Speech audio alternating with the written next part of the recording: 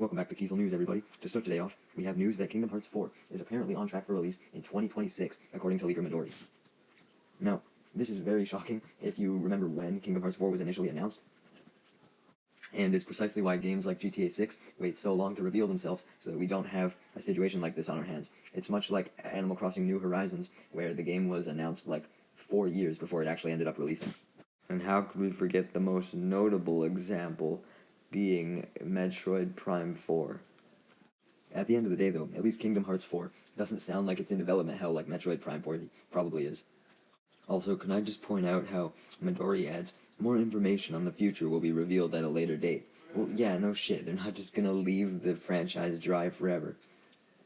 Next up, we have news that Andrew Stanton will be directing Toy Story 5. Now, this puts the movie in good hands, as Andrew Stanton is basically behind so many of the films at Pixar. Ratatouille, previous Toy Story films, Finding Nemo, Wall-E, and that's just to name a few. He is such an instrumental part at Pixar, so the fact that he's back for this is a good sign. However, it's not like he wasn't involved in Toy Story 4, so if you thought the series fell off around that point, then this might not win you back. Next up, we actually got the trailer for the brand new Tales of the Teenage Mutant Ninja Turtles series that is a sequel to Mutant Mayhem. The main villain appears to be a female version of Bishop, and not the Shredder yet again, so that's a nice change of pace for the overall franchise. I know that the Shredder was absent in the movie, but it's good that he's staying away for a little while, I think. Oh no, I think Mutant Mayhem was a very good movie, based on what I've seen from it, so I'm excited that this series is following up upon it, although I do wish that we would get a fully original series as well. Like, or imagine if they brought back the 2003 series, man. If they brought back the 2003 series, I would fucking go insane. Or the 2012 series, which was the one I grew up with. Soulja Boy announced a new game that's made on Web3. Whoa. I honestly was kind of thinking NFTs were somewhat dying out. Because think about it. Do you really hear the mass public talk about NFTs anymore? At least no one memes about them anymore. You never hear, oh, NFT. Obviously, crypto bros still exist, but they're in a much lesser state. Now we have to address a rumor from Marcus Leto, courtesy of him anyway, where he mentions the possibility of the Halo Combat Evolved remake that is rumored, featuring cut missions, weapons, characters, and storyline elements, and essentially changing the game with these enhancements. That would definitely make it classify as a remake, as opposed to a remaster, if they were really going to add all that. But if they were going to add all this, then it would imply that this is maybe a reboot of the franchise. And the fact that Marcus Leto, the co-creator of Halo, would be involved with it, I don't know, that maybe Bungie is going to get some of the rights back. If this is a reboot, man, I don't know. They're just passing up the opportunity with the Endless. Like, I want to see a new antagonist. I don't want to see just a retread of the Covenant yet again with a reboot, right? Like, having the Covenant still involved, having the Banished involved, that's all fine and dandy. But you don't have to have him be the main focus again. First look at Lance Slashblade, who is the character in Inside Out 2 that was rumored to be a video game character. And I have to say, the animators nailed the pixelated look very well. He kind of reminds me of a male version of Lucinia from Metarunner. They have a very similar design. But we don't really know any plot details regarding him, just that he's glitchy. I'm also kind of reminded of Matt Mercer when I see him for some reason. Maybe he could play him, just with his hairstyle and everything. And the face shape, it just reminds me of Matt Mercer. I don't know. People have commented, oh, you must be so faded. Someone commented that on one of my Kiesel News videos. And I promise, I'm not on any drugs. This dude just reminds me of Matthew Mercer. Next up, what the fuck, Asmongold? Like, I don't know what else to say here. Like, just clean your house, bro. Also, Dexerto, this is not fucking news. There's basement dwellers everywhere in the world. You don't need to report on one just because he happens to be a massive streamer. If there was a dead animal in your house, though, wouldn't you smell it, bro? Like, it's that simple. Do you not smell a dead, rotting carcass in your house? Or do you? Twitch has apparently updated their VTuber attire guidelines, but haven't these guidelines always been in place? You could never just have, like, a nude avatar on Twitch. Sure, they can show a little cleavage, but so can any other woman on Twitch. I mean, look at all the hot tub streams, right? The live-action Lilo and Stitch remake will be releasing this year, supposedly.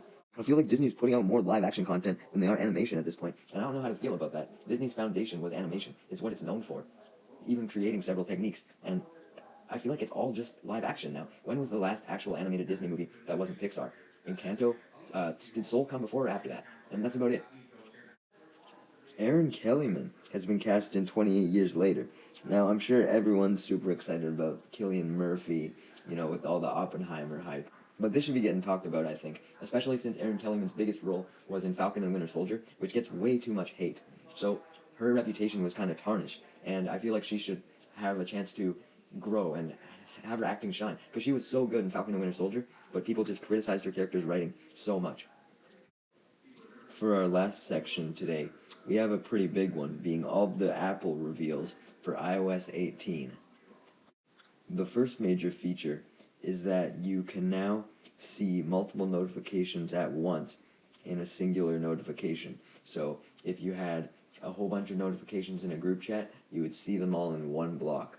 Now, surprise, surprise, I actually have friends, so this will get rid of that annoyance whenever they have those conversations when I'm already in bed. You know the ones. Those are always the best ones, when everyone else is up till 6 a.m. and you decide to go to bed at a decent hour, but you miss the most unhinged conversation ever.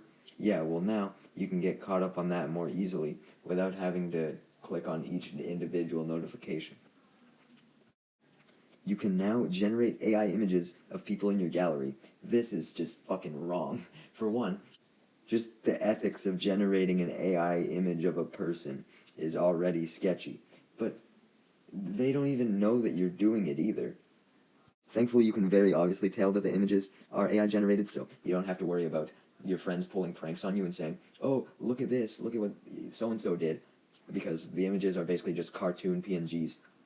But if the AI did end up becoming advanced enough where it could do that, and you had the ability to do this, like, that would be fucking scary. Apple is also adding a calculator app to the iPad. Now, this is a fucking great improvement as someone who uses an iPad more so than a phone.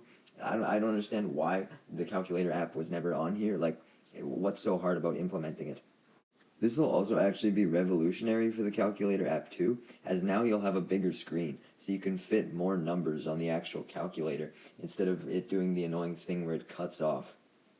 There's also yet another math-related feature, which essentially lets you put in any math question you want, and it'll just solve the question for you. So there's a new reason for the Apple and Samsung debate to come to an end. Apple can literally do anything in math for you.